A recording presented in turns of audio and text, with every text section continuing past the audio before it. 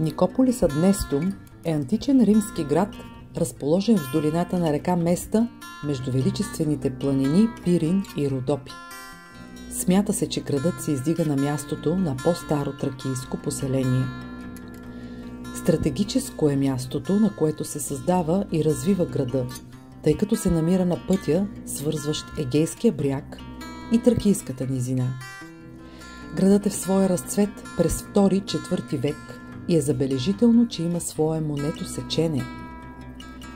Никополис ад Нестум се оформя като най-представителното селище в района и става политически, икономически, търговски и културен център.